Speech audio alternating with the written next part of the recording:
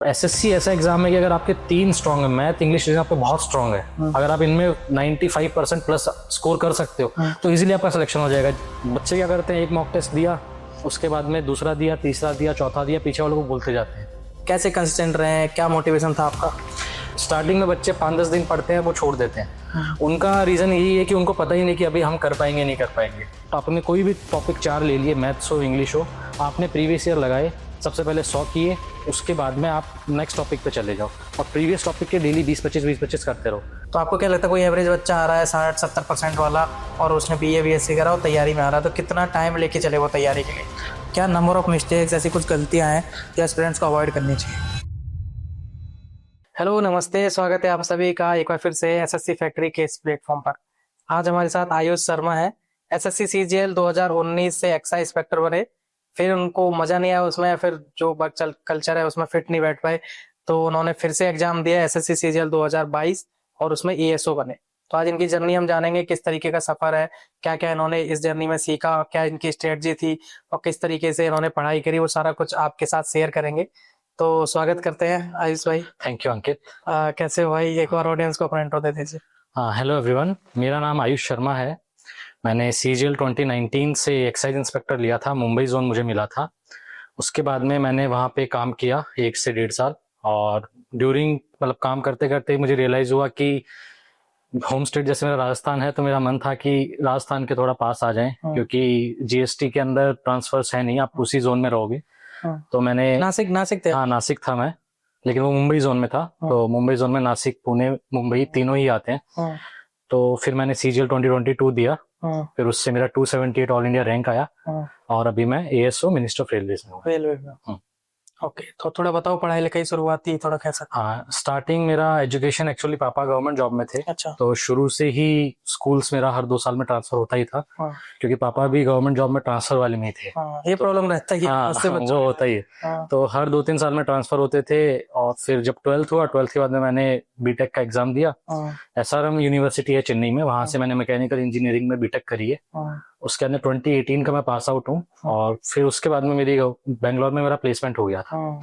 तो बैंगलोर में मैं जॉब कर रहा था, मैंने 8-9 महीने वहाँ पे जॉब किया, और जॉब के बीच बीच में थोड़ा फैमिली बैकग्राउंड गवर्नमेंट जॉब वाला है, तो वो होता है पेरेंट्स का कि गवर्नमेंट जॉब की तैयारी कर लो। तो फिर मेरा धीरे धीरे मेरे को थोड़ा सा इंटरेस्ट आने लगा, चीज़ें देखी यूट्यूब पे, दोस्तों से पता चला, फैमिली मेंबर से पता चला गवर्नमेंट जॉब में, और फिर SSC के एग्जाम के बारे में पता चला। पोस्ट देखी तो काफ़ी फैसिनेटिंग पोस्ट हैं, सब जानते हैं इसको।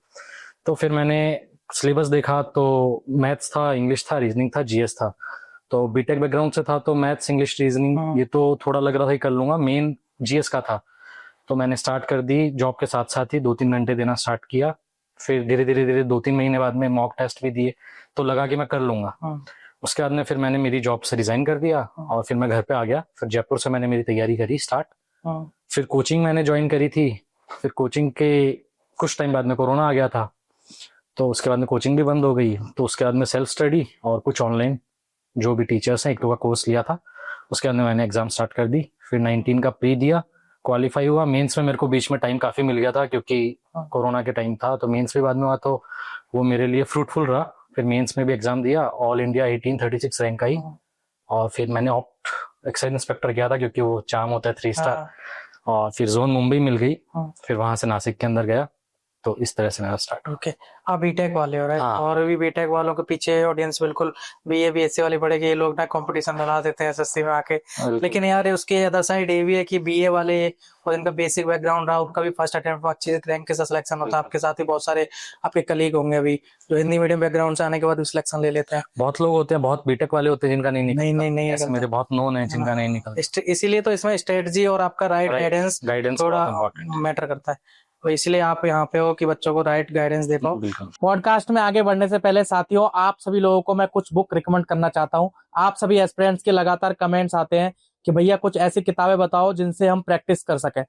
जैसे कि अभी हमारे पास एक किताब है, ये मैथमेटिक्स की आपकी S चांद पब्लिकेशन की तरफ से है। इसमें आपको 5500 प्लस TCS के क्वेश्चंस मिल जाएंगे टिल 2025। जैसे कि इस पे लिखा भी हुआ है टॉपिक वाइज, चैप्टर वाइज सारा कवरेज इसमें मिलेगा आपको विद डिटेल एक्सप्लेनेशन। जैसे कि आप किसी भी टीचर की कोई भी वीडियो आपने कंप्लीट करी, सपोज आपने परसेंटेज चैप्टर कंप्लीट करा, अब प्रैक्टिस के लिए आपको क्वेश्चंस कहाँ से करने हैं वो इस किताब में आपको सारे प्रीवियस ईयर के क्वेश्चंस मिल जाएंगे। अगर आपने प्रीवियस ईयर अगर कंप्लीट अच्छे से कर लिया पिछले 4 साल का, तो मान के चलो 80% आपका एग्जाम का खेल खत्म हो गया। अभी एसएससी में आप देख रहे होगे कि प्रीवियस ईयर ही ज्यादा पूछा जाता है, तो ये मैथमेटिक्स की किताब है। ऐसे ही आपके पास इंग्लिश की किताब है, इसमें भी टॉपिक वाइज सारे आपको डिटेल एक्सप्लेनेशन के साथ सारे क्वेश्चंस मिल जाएंगे, 5500 इसमें भी है। ऐसे ही आपकी रीजनिंग की किताब है। तो ये सारी तीनों किताबें आपको अवेलेबल है, लिंक इसके हमने डिस्क्रिप्शन में डाल दिए, जाके आप परचेज करें और अपनी तैयारी जबरदस्त बनाएं, अच्छे से तैयारी करें और जल्दी से जल्दी सिलेक्शन लें। तो बताओ थोड़ा शुरुआती कि कैसे, मतलब तैयारी जब शुरू कर रहे थे आप, तो क्या क्या आपके मन में भी जैसे डाउट होते ना कि शुरुआती एस्पिरेंट्स के मन में कि भाई एसएससी की अब तैयारी करना, सिलेबस देखना, फिर कौन सा सब्जेक्ट कैसे पढ़ना है, उसको कैसे पूरा टाइम टेबल बनाना है, सारा कुछ इस पे डिस्कस करते हैं। शुरुआती दिनों का थोड़ा बताओ, एक नया एस्पिरेंट्स अगर तैयारी में आ रहा है तो कैसे क्या शुरुआत कैसे करे वो। तो बेसिकली सबसे मेन, सबसे स्टार्टिंग में आपको क्या करना है, आपको सिलेबस देखना है। सिलेबस ऑनलाइन आपको मिल जाएगा, तो सिलेबस देखो, टॉपिक्स देखो। उसके बाद में अगर आप बीटेक बैकग्राउंड या फिर मैथ्स बैकग्राउंड से हो तो आपको, आपके लिए चीजें थोड़ी इजी होंगी। इंग्लिश मीडियम से हो तो इंग्लिश थोड़ी इजी होगी, और अगर एकदम ही बेसिक से आए हो तो फिर आपको ये देखना है कि मुझे बेसिक स्टार्ट कहाँ से करना है। तो इसके लिए अलग अलग टीचर्स हैं। अगर आपका बेस बहुत अच्छा है तो आप डायरेक्ट बहुत अच्छे टीचर से जा सकते हो जो एकदम अच्छे से पढ़ाते हैं, एडवांस लेवल पढ़ाते हैं। और बेसिक कमजोर है तो बहुत से टीचर ऐसे जो बेसिक से भी पढ़ाते हैं। तो उसके लिए आपको सबसे पहले सेल्फ इवैल्यूएशन तो आपको खुद को करना ही पड़ेगा। तो आप अपने आप को पता करो कि आपको कहाँ से स्टार्ट करना है। तो आपने सिलेबस कर लिया, उसके बाद में आपका सिलेबस है, आपके पास एक प्रॉपर बुक्स होंगी। तो मोस्टली यूट्यूब पे सब कुछ अवेलेबल है। अगर आपके पास अफोर्ड नहीं कर सकते तो आप यूट्यूब से वीडियोस देखना स्टार्ट कर दो। 3-4 टीचर्स के सेम टॉपिक के वीडियोस देखो, जो भी टीचर आपको सही लगता है, फिर उसको कंटिन्यू कर दो। उसका पेड बैच लेना चाहो, मैं तो प्रेफर करूंगा, पेड बैचेस महंगे होते हैं, पेड लेना चाहिए। उससे क्या रहता है, अगर आपके पैसे लगे हैं तो आप उसको कंटिन्यू सीरियस होकर पढ़ोगे। वरना बहुत से लोग होते हैं यूट्यूब पे, ठीक है आज ये टॉपिक तो कल ही देख लेंगे, परसों देख लेंगे, उससे थोड़ा सा डिले चलता है। तो सबसे पहले तो आपको बस बेसिक्स अपने स्ट्रॉन्ग करने हैं, और धीरे धीरे जैसे चैप्टर पूरा होता है प्रीवियस ईयर करो, है ना। और मैं यही कहूंगा कि प्रीवियस ईयर, बहुत से लोग क्या करते हैं, चैप्टर कंप्लीट हो उसके सारे प्रीवियस ईयर एक साथ कर लेते हैं। मेरा ये स्ट्रेटेजी रहती है कि अगर एक टॉपिक के ऊपर आपके पास 300 प्रीवियस ईयर्स हैं तो आप 100 करो उसको। जैसे आपके 100 पूरे होते हैं आप दूसरे टॉपिक पे चले जाओ। उस टॉपिक को करते करते शाम को 1 घंटा मिले तो जो आपका प्रीवियस टॉपिक था उसके आप पहले आप 100 कर रहे थे, अब आप उसके 20 या 30 करो। उससे क्या होता है कि वो कंटिन्यूटी में, पिछला चैप्टर भी आपके कंटिन्यूटी में रहता है। वरना लोग क्या करते हैं, वो 300 करा, नए चैप्टर पे गए, फिर उसके 300 करो तो पिछला भूल जाते हैं। लेकिन अगर आप अगले टॉपिक को पढ़ते पढ़ते पिछले वाले के 20-30 क्वेश्चन डेली करते रहोगे तो आप टच में रहते हो। और 3-4 चैप्टर का ऐसे आपको एक स्ट्रेटेजी बनानी पड़ेगी कि आपको 3-4 टॉपिक में, कोई भी टॉपिक 4 ले लिए, मैथ्स हो इंग्लिश हो, आपने प्रीवियस ईयर लगाए, सबसे पहले 100 किए, उसके बाद में आप नेक्स्ट टॉपिक पे चले जाओ और प्रीवियस टॉपिक के डेली 20-25 करते रहो। ऐसे 4 टॉपिक कर लो तो आपके टॉपिक भी कंप्लीट हो जाएंगे, प्रीवियस ईयर भी कंप्लीट हो जाएंगे। और फिर चारों के ऊपर आप सेक्शनल दे लो, या फिर आप सबके मिक्सअप कर लो। जैसे भी बहुत से टेलीग्राम चैनल्स हैं जिनके अंदर टॉप क्वेश्चंस आते हैं, हर चैप्टर से भी आते हैं, तो वो करो। उससे जो ये दिक्कत आती है बच्चों में कि एक टॉपिक किया दूसरा भूल जाता हूँ, फिर दूसरा के तीसरा, वो नहीं बोलोगे, क्योंकि आप उस कंटिन्यूटी उस चैप्टर फर्स्ट वाले के भी आप टच में रहोगे। तो ये स्ट्रेटेजी मेरी रहेगी स्टार्टिंग में। अच्छा ये बताओ, इसमें एक चीज ये प्रॉब्लम आती है, जैसे तैयारी जब शुरू करते हैं ना, इसमें 4 सब्जेक्ट है ना, 5 है, अब तो कंप्यूटर भी है वो मेंस में आता है, तो 5 सब्जेक्ट है, इतने ज्यादा सब्जेक्ट। अब उसको तैयारी शुरू कैसे करें? जैसे मैथ पढ़ रहा है कोई बंदा, अब कैसे करते थे आपने? पहले मैथ रीजनिंग उठाया, 2 सब्जेक्ट पढ़ा, या फिर चारों को डेली 1-1 घंटे 2-2 घंटे पढ़ना है? कैसे इसको मैनेज कैसे करें सभी? हाँ देखो, ये तो सब्जेक्टिव है, पर्सन टू पर्सन डिपेंड करता है। बट मेरा ऐसे रहता था कि मेरे से चारों टॉपिक एक दिन में नहीं होते थे। अच्छा। मेरे टाइम पे जैसे मैथ्स, इंग्लिश, रीजनिंग था और जीके था। तो अगर मैं डेली ऐसे सोचता था, शुरुआत मैंने भी ऐसे ही करी थी कि 2 घंटे मैथ्स को दिए, 2 रीजनिंग को, 2 इंग्लिश को, 3 जीएस को, तो आपका 10-12 घंटे का आपका एक प्लान बन जाता है, शेड्यूल। तो उससे क्या होता था, मुझे मतलब मैं पढ़ता था बट रिजल्ट मेरा अच्छा नहीं आ रहा था। रीजन बीइंग कि मैं 2-2 घंटे में उतने बड़े टॉपिक को कंप्लीट कर ही नहीं पा रहा था। तो मैंने फिर स्ट्रेटेजी चेंज करी, मैं 2 ही टॉपिक पकड़ता था। जैसे मैंने मैथ्स और रीजनिंग ले ली, तो मैं मैथ्स और रीजनिंग करता था कि मैथ्स का एक टॉपिक ले लिया परसेंटेज, रीजनिंग का कुछ भी ले लिया, जैसे कैलेंडर ले लिया, तो मैं परसेंटेज और कैलेंडर को पढ़ रहा हूँ। फिर वो हुआ, उनके प्रीवियस ईयर करे, आधे हुए, फिर दूसरे चैप्टर्स पकड़ लिए। ऐसे करोगे तो क्या होता है, जहां पे अगर आप डेली चारों सब्जेक्ट पढ़ोगे तो आपका एक ही टॉपिक 10 दिन में कंप्लीट होगा, और अगर आप 2 ही पकड़ रहे हो तो वो टॉपिक 10 की जगह 5 दिन में कंप्लीट हो गया। तो कॉन्फिडेंस आता है कि हाँ एटलीस्ट आप टिक कर सकते हो कि ये चैप्टर मेरा कंप्लीट है। वरना उसमें क्या बहुत डिले चलता है आपका, 10-12 दिन तक आप एक ही टॉपिक पे लगे हो, और रिजल्ट भी मेरे केस में तो मुझे मिला नहीं। तो मैं तो 2 ही सब्जेक्ट पकड़ता था, फिर इंग्लिश, और अगर आपको फिर इंग्लिश और जीएस पकड़ लो कि जीएस का एक टॉपिक पढ़ रहा है। जीएस तो ऐसा टॉपिक है कि अब सिर्फ रीडिंग है, आप जितना रीड करोगे, बार बार रिवाइज करोगे, उतना ही एनहांस होता जाएगा टाइम टू टाइम। तो मैं तो इस तरह से ही पढ़ता था। उसको तो चलते फिरते देखो, करंट अफेयर। हाँ, करंट अफेयर्स का यूट्यूब पे बहुत से चैनल्स हैं, जैसे मेरे को मेरे दोस्त ने सजेस्ट किया था, कुमार गौरव उत्कर्ष क्लासेस के हैं। तो मेरे दोस्त ने कहा था, ऑल्दो मैं इंग्लिश मीडियम से हूँ, वो हिंदी में पढ़ाते हैं, लेकिन फिर भी मैंने मेरा जीएस वहीं से ही किया। मैंने वही हिंदी के वीडियोस ही देखे, क्योंकि बहुत से वर्ड्स सिमिलर ही होते हैं, ऐसा कुछ होता नहीं कि हिंदी में आपको समझ में आएगा नहीं। इंग्लिश में कॉन्स्टिट्यूशन है, हिंदी में संविधान है। तो 1-2 बार शुरू में दिक्कत आती है कि यार ये क्या बोल रहे हैं, लेकिन मुझे क्योंकि उनका पढ़ाने का तरीका भी अच्छा है, और वो आपको करंट के साथ साथ स्टैटिक भी तैयार करवाते हैं। जीके का ऐसा ही रहता है, आप रीडिंग करते रहो, जब भी आपको टाइम मिले वीडियो देख लिया। और मैं जीएस तब पढ़ता था जब मैं टायर हो जाता था पढ़ते पढ़ते, कि टायरनेस आ रही है, मेरे से कुछ नहीं हो रहा, तो अपना लेटे यूट्यूब चलाया, एक वीडियो देख लिया। तो ठीक है, अगर आप बुक से पढ़ोगे, मैं टाइम देता था जीएस को भी, लेकिन अगर आप यूट्यूब से भी देख रहे हो तो ठीक, अगर 30% भी दिमाग में घुस रहा है तो एक बार के लिए ठीक है कि हाँ, आप एटलीस्ट आप वो थोड़ा बहुत आ ही जाता, जब एग्जाम दे रहा था तो रिकॉल भी करते तो सही लग जाता। बिल्कुल वो होता है। एटलीस्ट 4 ऑप्शन में आप एलिमिनेट कर सकते हो, हाँ यार ये पढ़ा था मैंने कोई टाइम। और दूसरा मैं यहाँ पे एक चीज मेंशन करना चाहूंगा, नए बच्चे क्या गलती करते हैं कि जैसे तैयारी शुरू करी तो जीके जीएस को बहुत ज्यादा सीरियस लेते हैं, 3-3 घंटे 4-4 घंटे जीके जीएस को दे रहे हैं, मतलब सुबह उठते ही 2 घंटे लाइव करंट अफेयर देख रहे हैं। तो वो मुझे नहीं, लाइव क्लासेस तो मैंने कभी नहीं देखी। मतलब मैंने जो बैच ऑनलाइन भी लिया था, मैंने लाइव का ही लिया था, लेकिन मैं उसको देखता रिकॉर्डेड ही था। तो मेरा ये कहना है यहाँ पे कि पहले मैथ रीजनिंग में आपके नंबर अच्छे आने लग जाए, तब जाके, क्योंकि वो आपके एक बार हो जाएगा तो आपका फिक्स है कि भाई वो नंबर आनी है। लेकिन जीके जीएस कितना भी पढ़ के चला, हो सकता है पेपर और पढ़ा आ गया, पता चला आपके 5 नंबर आ रहे हैं वहां पे। बिल्कुल, जीएस का ऐसा है ना, बहुत लोग, आप जो कह रहे हो एकदम सही बात है, बहुत लोग जीएस को टाइम देते हैं। जीएस एक ऐसा सब्जेक्ट है, वो इतना वास्ट है, उसको कितना ही पढ़ो लोगों को लगता है कम है। और कुछ जीएस पढ़ने में लोगों को जोर भी कम आते हैं। मैथ सोल्व करोगे दिमाग लगेगा, इंग्लिश के एरर निकालोगे दिमाग लगेगा। जीएस में आप पढ़ रहे हो कि हल्दी घाटी का युद्ध ये हुआ था, तो वो हुआ था, आप पढ़ रहे हो, तो लोगों को उसमें जोर कम आता है। और एसएससी ऐसा एग्जाम है कि अगर आपके 3 स्ट्रांग है, मैथ इंग्लिश रीजनिंग आपके बहुत स्ट्रांग है, अगर आप इनमें 95% प्लस स्कोर कर सकते हो तो इजीली आपका सिलेक्शन हो जाएगा। जीएस में क्या है, अगर आप 50% भी नंबर लेके आते हो तो भी आपका हो जाता है, लेकिन लोग अक्सर ये गलती करते हैं। मैंने भी देखा है, मेरे भी बहुत टच में, इंस्टा पे भी आते हैं मैसेज, टेलीग्राम पे भी आते हैं, तो वो लोग यही गलती करते हैं। वो लोग जीएस को ज्यादा, और मेरे से पूछते भी हैं कि जीएस कैसे करें, तो मैं उनसे फर्स्ट यही पूछता हूँ कि आपका मैथ्स इंग्लिश रीजनिंग कैसा है। आप एक मॉक लगाओ, अगर आपके तीनों में से 50 में 40 प्लस आ रहे हैं तो आप जीएस पे बहुत फोकस करो, वरना GS on the regular basis थोड़ा घंटा 2 घंटा पढ़ते रहो, पहले ये अपना स्ट्रॉन्ग। और रीजनिंग को बिल्कुल हल्के में मत लो। बिल्कुल। रीजनिंग का क्या सोचते हैं, तैयारी शुरू करते हैं तो इजी है, बाद में कर लेंगे, इस चक्कर में होता नहीं। पहले रीजनिंग में फुल नंबर, बिल्कुल रीजनिंग फुल। और क्योंकि बाकी कंपटीशन देखो ना, सारे बच्चे रीजनिंग में पूरे लेके आ रहे हैं और आपका रीजनिंग में नंबर नहीं आ रहा। और आजकल रीजनिंग का लेवल भी थोड़ा एसएससी ने चेंज कर दिया, जब से नया टॉप सब्जेक्ट आया है सिलेबस, उसके अंदर असेसमेंट वगैरह के क्वेश्चन डालते हैं वो लोग, तो बहुत टफ हो जाते हैं वो क्वेश्चन। अगर आपकी प्रॉपर प्रैक्टिस नहीं है तो आपसे नहीं होगा। रीजनिंग ऐसा टॉपिक है, सबको लगता है आता सबको, वो एक कहावत है, आता सबको है होता किसी से, वो वाली बात है।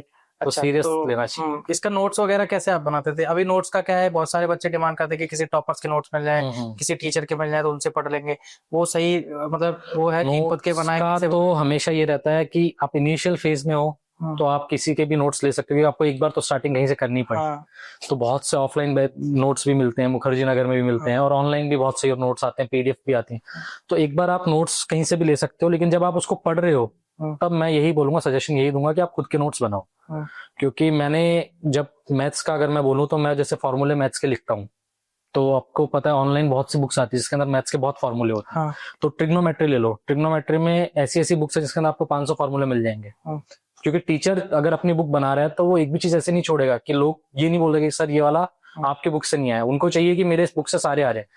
बट होता क्या है, उन 500 में से सिर्फ 150-200 फॉर्मूले ही हैं जिनके ऊपर रिपीटेटिव क्वेश्चंस आते हैं, तो आपको उन पे ही फोकस करना है। और ये फॉर्मूले वाला, इसके तो मैं बहुत शुरू से ही वो उसमें अगेंस्ट हूँ कि यार आप पूरा मैथ का सिलेबस कर रहे हो, आपसे एक अलग पतली कॉपी में फॉर्मूले नहीं लेके जा रहे हो, उसके लिए भी किताब चाहिए। इस टीचर सबका तो बिजनेस है यार, वो तो बनाएंगे उनका भाई, उनकी वो जॉब है, उनका वही काम है, तो वो करेंगे और करना भी चाहिए। क्योंकि कोई भी टीचर ये नहीं कहना सोचता, मतलब जब बनाता है कोई बच्चा ये नहीं बोले कि सर आपके पढ़ाए वैसे क्वेश्चन नहीं है, वो यही कहेंगे देखो हमारे वैसे 100% आए। बट वही अगर मैं आज आपको ट्रिगो के 500 क्वेश्चन फॉर्मूलाज दे दूं तो पेपर तो उनसे ही बनेगा 100%। मैं कहूंगा मेरे पढ़ाए वैसे है, वो पढ़ाई इंपॉर्टेंट नहीं है। आप जितना कम दोगे उसके अंदर से क्वेश्चन फंस रहे हैं, मेन वो है। तो उसके अंदर यही है कि आप अपने फॉर्मूलाज, कोई भी बुक ले लो, आप क्लास ले रहे हो ऑनलाइन, आप अपनी बुक्स, जब वो टीचर उस फॉर्मूला को इंप्लीमेंट कर रहा है आप उसको नोट डाउन कर लो। तो आप उन 500 में से आपको मैक्सिमम 200 ही ऐसे फॉर्मूले होंगे जो आपको लगेगा कि यार ज्यादातर 90% इनसे क्वेश्चन आ रहे हैं। उनके अंदर भी जब आप बाद में खुद से पढ़ो, खुद से प्रीवियस ईयर सॉल्व करो, तो आपको खुद से लगने लग जाएगा कि यार ये वाला फॉर्मूला ना बहुत बार रिपीटेटिव हो रहा है, खुद से ही आने लग जाएगा। तो उसको आप हाईलाइट कर लो उस फॉर्मूले को। तो उससे क्या होगा, जब आप अपना रिवीजन करोगे तो उसमें आपको बहुत इजी हो जाएगा। उस 200 के अंदर भी 50 फॉर्मूले ऐसे होंगे जिनसे बहुत ज्यादा क्वेश्चंस आते हैं। तो वो चीज अगर आप खुद से ही सब चीजें सेट कर लोगे वो बहुत इजी होता है। वरना वही है, जब अभी तो लगेगा 500 फॉर्मूले हैं, 50 अपने पास दिन है, अपन आराम से कर रहे हैं, लेकिन जब लास्ट में 1-2 हफ्ते होते हैं एग्जाम के ऊपर, उस टाइम बहुत प्रेशर आता है। उस टाइम आप जब एक टॉपिक के 500 पढ़ोगे तो आप सब भूल जाओगे। उस टाइम वो आपके सेल्फ नोट बहुत इंपॉर्टेंट होते हैं। ओके, एक चीज और बताओ इसमें, जैसे बहुत सारे अभी इंटरव्यू देखेंगे हमारे चैनल पे, तो बहुत सारे टॉपर्स आए हैं, बहुत सारे इंटरव्यू। तो कोई कहता है कि 6 महीने में एसएससी सीजीएल निकल सकता है, कोई कहता है 1 साल लगेगा, कोई कहता है 2 साल लगेगा। तो आपके मायने में क्या लगता है कि कोई एक एवरेज बच्चा तैयारी में आता है? क्योंकि वो हमेशा क्वेश्चन उसका होता है कि सर मैं 2 साल लेके चलूं यार, 1 साल लेके, कितना टाइम लेके चलूं कि मैं सीजीएल की तैयारी में आ रहा हूँ। तो उसको भी पता होना चाहिए एक टाइम फ्रेम कि सीजीएल के लिए एक आइडियल टाइम इतना तो रखना ही है। तो आपको क्या लगता है, कोई एवरेज बच्चा आ रहा है 60-70% वाला और उसने बीए बीएससी करा और तैयारी में आ रहा है, तो कितना टाइम लेके चले वो तैयारी के लिए? देखो ये भी वेरी करता है पर्सन टू पर्सन ही। 6 महीने वाले बच्चे भी हैं मैंने देखे हैं, और 6 साल वाले भी हैं जिनका 6 साल में भी नहीं हुआ। आप भी बहुतों को जानते हो, मैं भी बहुतों को जानता हूँ। तो सब्जेक्टिव है, बट अगर आपका एवरेज है, आपको बेसिक आती है मैथ्स के फॉर्मूलाज, आपको मतलब बेसिक कैलकुलेशंस वगैरह आती हैं, और आप डेडिकेटेड हो, सबसे मेन है डिसिप्लिन बहुत इंपॉर्टेंट है। अगर आप डेडिकेशन से पढ़ रहे हो तो मेरे हिसाब से साल भर बहुत है। अगर आप साल भर दे रहे हो तो बहुत है। उसके अंदर क्या है, शुरू के 4-5 महीने आपको लगेंगे सिलेबस कवर करने में, हर टॉपिक को एक बार गो थ्रू करने। लास्ट के 4-5 महीने उसके प्रीवियस ईयर्स, फिर भी आप मॉक टेस्ट दे रहे हो, जो भी आप कर रहे हो, तो वो एक पूरा प्रोसेस है। और प्रोसेस को प्रोसेस की तरह ही फॉलो करोगे तब इम्पोर्टेंट मतलब आपका सिलेक्शन होगा। बहुत से लोग करते हैं, एक टॉपिक पढ़ लिया, मॉक टेस्ट दे लिया, तो मॉक टेस्ट में उस टॉपिक का तो 2 ही क्वेश्चन है, तो उनका पूरा टाइम भी खराब हो गया, डिमोटिवेट भी हो जाएंगे, हमें आ नहीं रहा है। तो शुरुआत में आप पढ़ो, सेक्शनल दो। तो इस तरह से अगर एवरेज टाइम मेरे हिसाब से सोचे तो 1 साल, मेरे हिसाब से एवरेज बच्चा 1 साल में कर लेगा।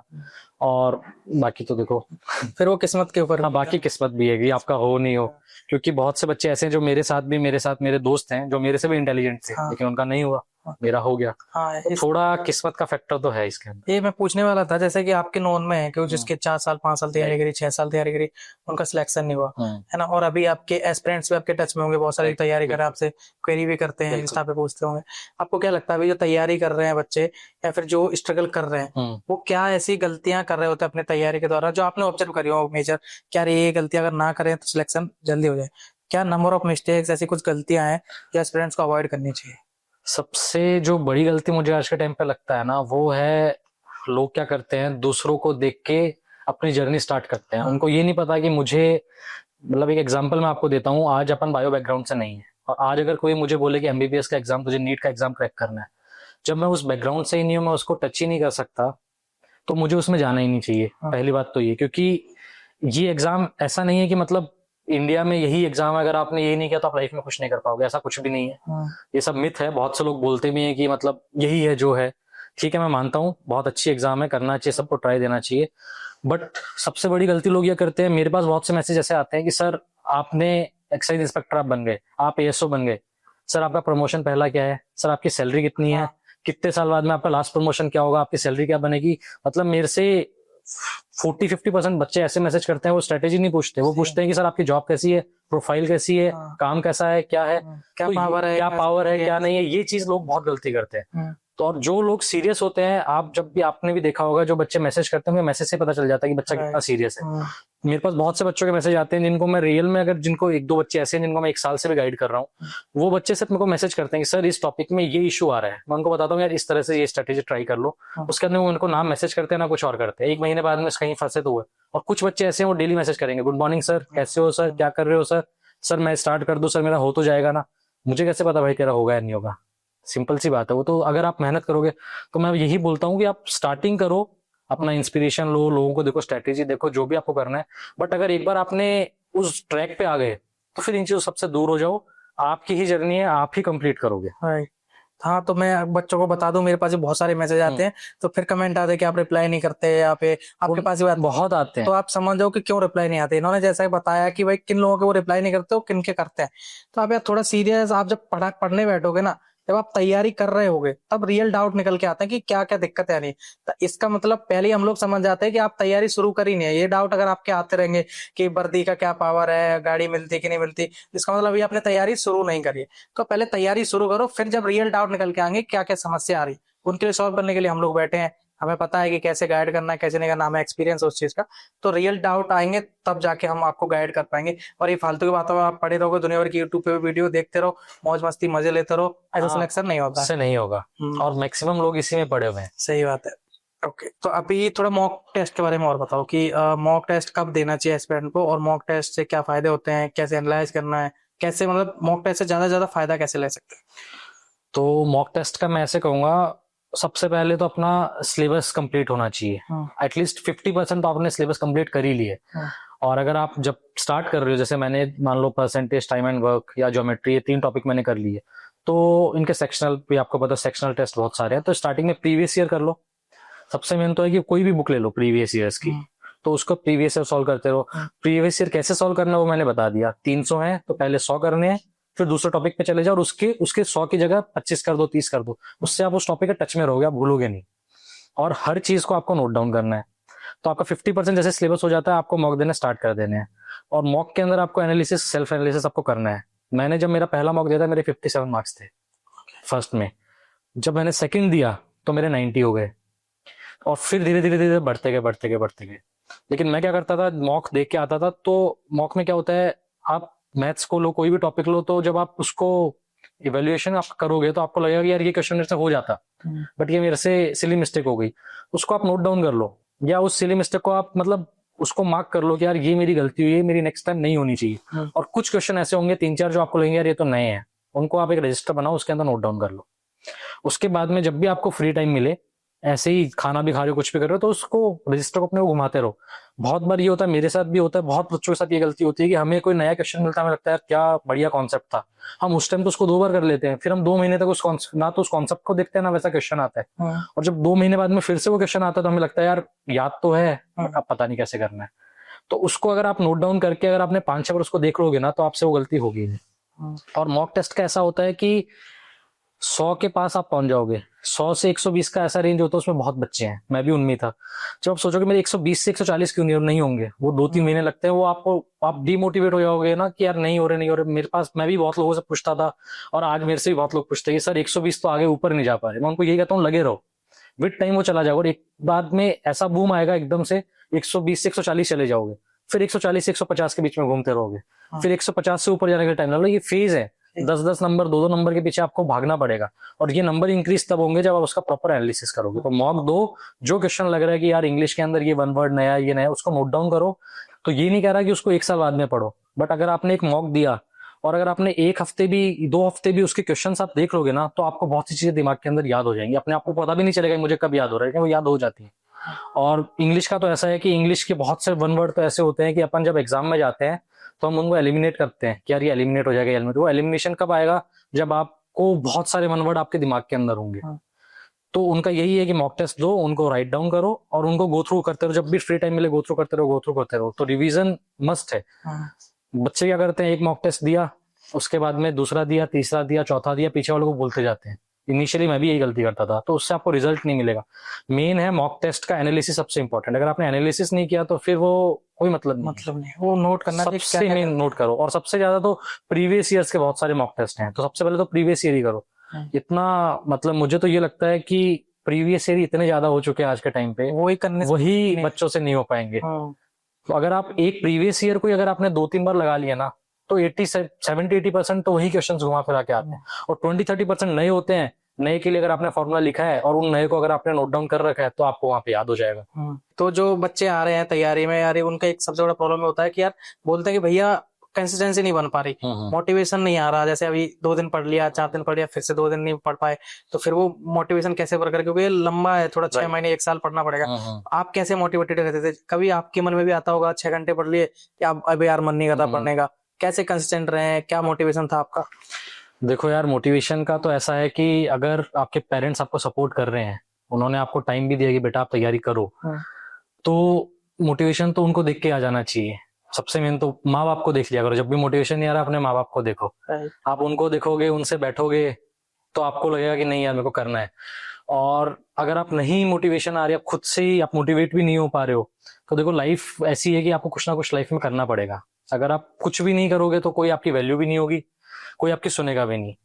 आज आप किसी भी शादी में फंक्शन में जाते हो ना, तो आपके पेरेंट्स आपको इंट्रोड्यूस कराते हैं हमारा बेटा है, तो पहला क्वेश्चन यही आता है कि बेटा कर क्या रहा है। तो उस टाइम पेरेंट्स यही कहते हैं कि यार पढ़ रहा है, तैयारी कर रहा है, ठीक है। तो आपके जो पेरेंट्स बोलते हैं ना कि तैयारी कर रहा है, उनके फेस को देखा करो। और वही जिस दिन आप सिलेक्शन ले लोगे, वही शादी में वही लोग पूछेंगे बेटा क्या करता है, आपके पेरेंट्स के मुंह पे शाइनिंग देखना। वो खुद से, मेरे पापा खुद प्राउडली बोलते हैं बेटा एक्साइज इंस्पेक्टर है, बेटा एएसओ है। तो जब ये चीज बोलते हैं ना पेरेंट्स, तो आपको लगेगा कि आप मतलब वो दिन सोच के ड्रीम किया करोगे, यार मैं जिस दिन बनूंगा मेरे पेरेंट्स ऐसा बोलेंगे, कितना अच्छा लगेगा। और जब फिर पूछेगा भी नहीं तब भी पापा खुद से बुला के इंटरव्यू करेंगे, भाई बिल्कुल मेरे साथ होता है ये। मेरे पापा आप कहीं जाते हैं, मुझे होता है पापा ठीक है, पापा खुद से बुलाते हैं ये मेरा बेटा है, ये है। तो वो मोटिवेशन माँ बाप से इंपॉर्टेंट कोई इंसान है नहीं इस जीवन में। और लाइफ ऐसी है कि देखो बिना पैसों के, बिना मेहनत के कुछ नहीं होगा लाइफ के अंदर। अगर आप सोचो कि हाँ मैं बैठा हूँ, मेरे पापा ने करोड़ों रुपए इकट्ठे कर दिए, वो भी एक दिन खत्म हो जाते हैं, तो करना आपको खुद का पड़ेगा। सोशल स्टेटस आपको खुद का ही लाना पड़ेगा लाइफ के अंदर। तो मोटिवेशन, और फिर अगर पढ़ते पढ़ते बोर हो रहे हो तो थोड़ा टाइम पास कर लो, कभी यूट्यूब देख लिया, यूट्यूब पे भी कुछ, यूट्यूब पे कोई फनी वीडियो देख लिया, कुछ भी आपने टाइम पास कर लिया। या हम जैसे मोटिवेशनल स्पीकर जो भी अभी हैं, हमारा वीडियो ही देख लो, उससे कुछ फायदा हो जाएगा। फिर ये है कि आप जैसे मॉक देते रहो अपना, मतलब आपको खुद को ये होना चाहिए कि यार आज मैंने 100 वन वर्ड पढ़े, है ना, और मेरे को 80 आते हैं, 70 आते हैं, तो आपको सेल्फ कॉन्फिडेंस आना चाहिए कि यार मेरे को आ रहे हैं, मैं कर लूंगा। तो सेल्फ मोटिवेटेड रहना बहुत जरूरी है। वो विद टाइम आप जब अपनी जर्नी स्टार्ट करोगे, महीने 2 महीने में आने लग जाएगा कि नहीं मेरा बहुत बढ़िया। और स्टार्टिंग में इश्यू यही होता है, जो बच्चा 2-3 महीने पढ़ लेता है ना, वो तो फिर पढ़ता ही रहता है। स्टार्टिंग में बच्चे 5-10 दिन पढ़ते हैं, वो छोड़ देते हैं। उनका रीजन यही है कि उनको पता ही नहीं कि अभी हम कर पाएंगे नहीं कर पाएंगे। तो स्टार्टिंग फेज में जोर आएगा, अपने पेरेंट्स को देखो, है ना, मोटिवेटेड रहो, मेडिटेशन कर लो, कुछ एक्स्ट्रा करिकुलर एक्टिविटी कर लो, जैसे शाम को थोड़ा पार्क के अंदर घूम के आ गए, पढ़ते रहो। शुरू में जोर आएगा, लेकिन अगर आपने 15-20 दिन इस चीज को कंसिस्टेंसी कर लिया आपने, तो फिर वो अपने आप होता चला। उसको ऐसे बोझ मत बनाओ, प्रेशर इतना मत। राइट, बिल्कुल बोझ है, पढ़ो। देखो शुरुआत के 1 महीने में तो वैसे भी आपको, मतलब ये नहीं है कि आप एग्जाम कर लोगे क्लियर, आपको लग रहा है कि मेरे से होगा ही नहीं, तो अलग चीज है। लेकिन आप 1 महीने एकदम आराम से पढ़ो, डेली एक टॉपिक उठाओ, पढ़ा, थोड़ा चिल पढ़ा, डेली 7-8 घंटे दिए, धीरे धीरे टाइमिंग बढ़ाते जाओ। और टाइमिंग का की सीन होता है, जब आपको कॉन्फिडेंस आता है, टाइम अपने आप बढ़ता है।